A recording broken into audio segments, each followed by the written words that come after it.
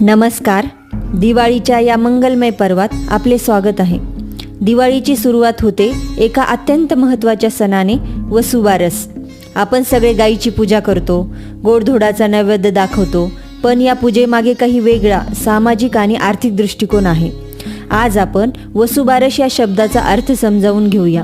वसुबारस म्हणजे काय? वसु म्हणजे धन किंवा संपत्ती आणि बारस म्हणजे द्वादशी.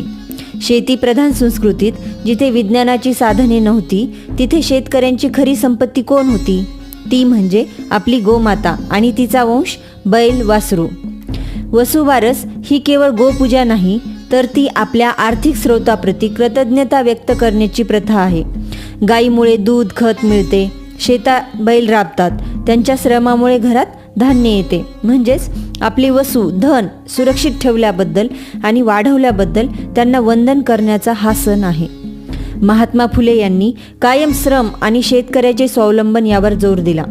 त्यांच्या विचारातून शेतकऱ्याचा देव हा आकाशात नसून त्यांच्या शेतात आणि गोठ्यात आहे. वसुबारसच्या पूजेतील साधेपणा हाच त्यांचा खरा अर्थ आहे. पुरणपोळीचा नैवेद्य, हळद कुंकू यांचा मान हे सारे पशूंनी वर्षभर केलेल्या श्रमाबद्दल दिलेले प्रेम आणि सन्मान आहे. यात कोणताही गुंतागुंतीचा विधी नाही, तर आहे फक्त शुद्ध कृतज्ञतेची भावना.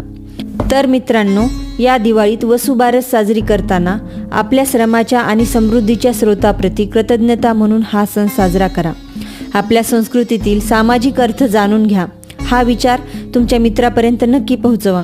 लाईक करा, शेअर करा आणि आपल्या चॅनलला सबस्क्राईब करायला विसरू नका. धन्यवाद.